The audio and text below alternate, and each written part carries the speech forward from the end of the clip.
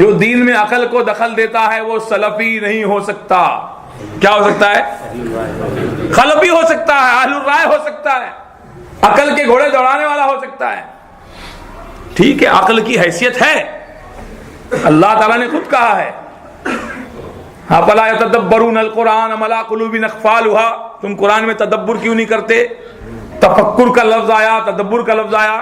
اللہ کی نشانیوں میں تفکر کرنے کا اللہ تعالیٰ نے حکم دیا. ان بندوں کو پسند کیا کہ جو اللہ کی نشانیوں میں تفکر کرتے ہیں، اپنی عقل کو دوڑاتے ہیں. لیکن کوئی دین کی چیز ثابت ہے، وہ ایمانیات سے اس کا تعلق ہو یا اعمال سے تعلق ہو، نبی نے فرما دیا، اس میں عقل کے گھوڑے سرپٹ دوڑ رہا ہے، عقل کا گھوڑا، لیکن یہ لنگڑا ہو جانے والا ہے.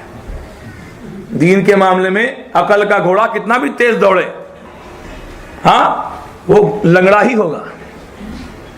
دین میں عقل کو کوئی دخل نہیں. کوئی ایمانیات، کوئی غیبیات کی چیز آپ دیکھیے. ارے قبر کی زندگی کیسے فراخ ہو جاتی ہے تا حد نگاہ، اپنے کو تو سمجھ میں نہیں آتا. قرآن ہے ٹھیک ہے، قرآن ہے نا، حدیث ہے ٹھیک ہے، حدیث ہے نا، اپنے کو بھی تو کچھ سمجھتا ہے نا، اپنے کو کچھ بھی نہیں سمجھتا ہے. ہاں اب دیکھیے یہاں پر قبر کی زندگی کا لوگ انکار کرتے ہیں، عقل میں نہیں بیٹھتی بات. وہ روحوں کا معاملہ عقل میں بیٹھتا ہے. ہاں عالم ارواح میں اللہ سبحانہ و تعالیٰ نے روحوں کو خطاب کیا، الست بربکم کہا، روحوں نے سنا، روحوں نے سمجھا، روحوں نے جواب دیا قالوا بلا. وہ سمجھ میں آتا ہے. ماں کے پیٹ میں بچے کا جو روح کا معاملہ ہوتا ہے وہ سمجھ میں آ جاتا ہے.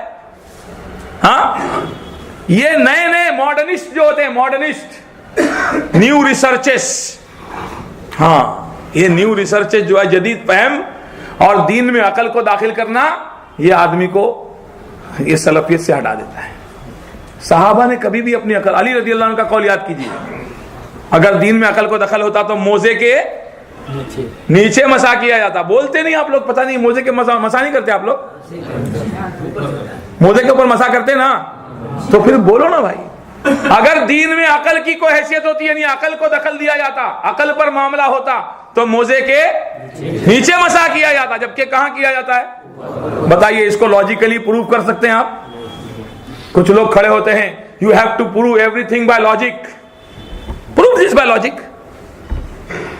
یہ لاجک، یہ لاجک، یہ لاجک، یہ لاجک، یہ عقلی دلال، یہ عقلی دلال.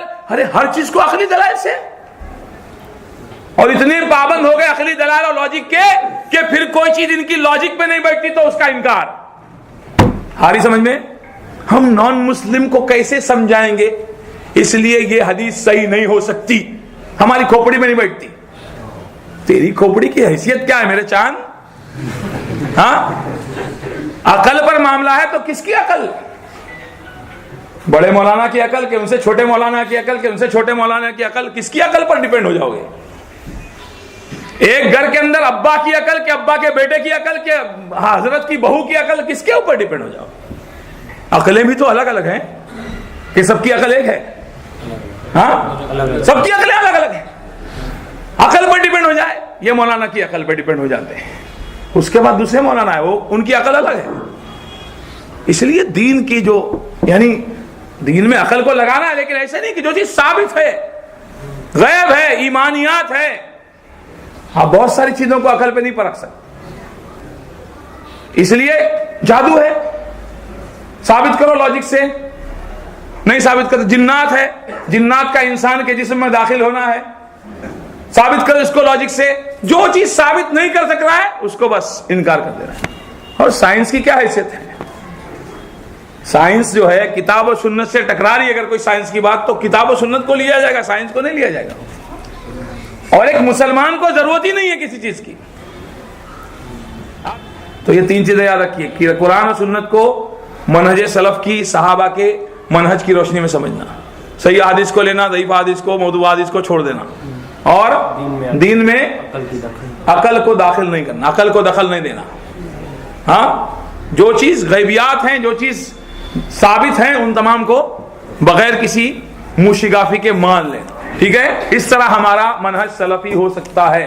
اس کے علاوہ جو بھی مناہج ہیں، منہج ومانا طریقہ اور مناہج منہج کی جمع، اس کے علاوہ جو بھی طریقے ہیں سب خلفی ہیں، سلفی نہیں.